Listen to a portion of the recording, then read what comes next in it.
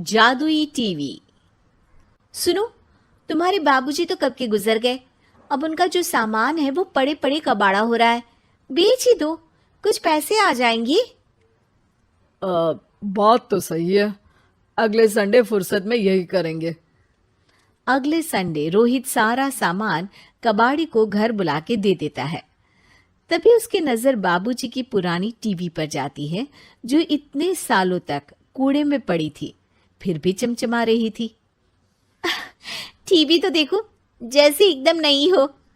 हाँ, बाबूजी को टीवी देखना बहुत पसंद था। उनका सपना था कि वो टीवी पे आए। एक बार मौका भी था जब वो अपने गांव के गाने सुनाने किसी चैनल पर जाने वाले थे, पर मैं और मेरा भाई लड़ पड़े और बाबूजी को घर पर ही रुकना पड़ा। चला के देखें क्या? हाँ हाँ, क्यों नहीं, देख लेते हैं। पर शायद ही चले। बाबूजी ने उस लड़ाई के दिन के बाद टीवी देखना ही छोड़ दिया था। टीवी चालू करने के लिए उसमें केबल वायर लगा दिया जाता है। एक न्यूज चैनल चालू हो जाती है। स्वर्ग की सीढ़ी के रास्ते हैं तीन, तीनों के तीन रास्ते हैं संगीन। पहला रास्ता है सांप की बीन, दूसरा रास्ता घर में बिछा कालीन, तीसरा रास्ता कलकत्ता से चीन। ये क्या बकवास खबर है, कुछ अच्छा लगा दो। अरे आप बोलो तो सही, कोई अच्छी खबर सुना देता हूं। मेरा तो काम ही खबर देना है। अरे बाप रे, टीवी बात कर रही है। हाँ, ये न्यूज वाला मुझसे। हाँ हाँ, आपसे ही तो बात करूंगा ना, आपके घर में हूं तो। अरे, ये सपना है क्या? तुम हमसे बात नहीं कर सकते?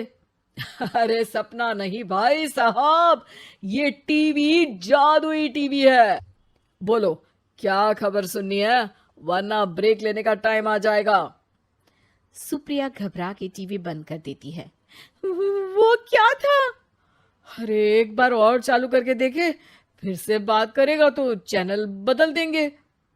सुप्रिया फिर टीवी चालू कर देती है। अरे ऐसा कोई मुंह पे टीवी बंद करके जाता है क्या?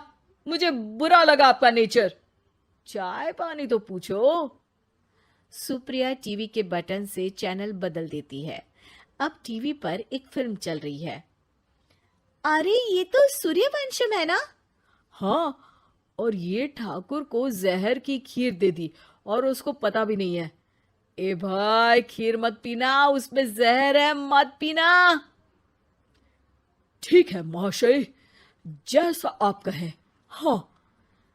अरे, आपकी बात मान ली, पूरी पिक्चर ही अब तो बदल जाएगी। मतलब ये सच में जादुई टीवी है? तभी वहां कबाड़ी आ जाता है। भैया, टीवी के 150 रुपए दूंगा, चलेगा? अरे 1.5 करोड़ में भी ना दे तुमको ये टीवी हम। अरे 1.5 करोड़ खरीदने को होते तो तुम्हारे घर में ये पानी चाय नहीं पीता, अंबानी या टाटा के घर बैठा कोल्ड कॉफी पीता। रोहित कबाड़ी का हिसाब करके उसे वहां से चलता करता है और अपने भाई शशिकांत को फोन लगा के बुलाता है। शशि थोड़ी ही देर में वहां पहुंच जाता है। क्या हो गया भैया? अरे बाबूजी का टीवी याद है? हाँ हाँ, जिसमें घुसे रहते थे हमेशा वो, और अपने को कुछ नहीं देखने देते थे। अरे वो अब जादुई टीवी बन गया है। भैया, आपकी बकवास करने की आदत अब तक नहीं गई। अरे आपके घर में बच्चे हैं, अब तो बड़ों जैसी बात करो। रोहित जाके टीवी चालू कर देता है। टीवी पर एक जादू का शो हो रहा है जिसमें एक जादूगर है। अब मैं अपनी टोपी में से कबूतर निकालूंगा। श्रिंग ब्रिंग शरिंग बम फोपा फुफी फुफा बाउ। टीवी से कबूतर निकलता है और शशिकांत के सर पर आकर बैठ जाता है। भैया, ये क्या हो रहा है? भैया इसे उड़ाओ। ए कबूतर, जा जा, कबूतर चल निकल। अब मैं टोपी में से सांप। सांप सुनते ही शशिकांत कांप जाता है और भाग के टीवी बंद कर देता है। भैया, सॉरी भैया, मैं समझ गया ये सच में जादुई टीवी है, पर एक बार और ट्राई करते हैं। पर भाभी, कोई दूसरा चैनल लगाओ। हाँ, जिसमें डर ना लगे। सुप्रिया टीवी चला देती है और न्यूज लगा देती है। अरे कितने दिनों बाद मुझे याद आया, बताइए क्या खबर सुनाओ। और ये नया आदमी कौन है? ये मेरा भाई है शशिकांत। ओह यस, वही है ना जिससे तुम लड़ लिए थे किसी बात पे, और तुम्हारे बुढ़ाओ पिताजी गुस्सा हो गए थे और टीवी को संन्यास दे दिया था। हैं? तुमको कैसे पता ये सब? इस टीवी में रहने वाले आदमी से लेकर कबूतर तक को तुम्हारे बाबूजी और तुम्हारी बातें पता है, इसलिए तो ये जादुई टीवी है। ये टीवी क्या कर सकती है वैसे? तुम जो मांगो दे सकती है। कहानी बदल सकते हो, खबर बदल सकते हो, कोई चीज मांग सकते हो। अरे भैया, ये टीवी मैं लेके जा रहा हूँ। बाबूजी का लाडला तो मैं ही था ना। अरे ऐसे कैसे? मैं बड़ा बेटा था, अब तक मेरे घर में टीवी थी ना। अब तक कहाँ गए थे पिताजी के लाडले? तुम्हारी गलती का एहसास भी है। अरे भैया, ज्यादा ना बोलो वरना भूल गए आपके दांत तोड़ दिए थे मैंने उस लड़ाई में। मेरी बीवी के सामने मेरी बेइज्जती करता है। रुक। दोनों भाई हाथापाई पे उतर जाते हैं। रुक, बताता हूं तुझे कि कौन बड़ा है। अरे छोटे का दम तो देख लीजिए आप। ये खबर आपके बाबूजी को देता हूं। तभी टीवी अचानक बंद हो जाता है। अरे शायद टीवी नाराज हो गया।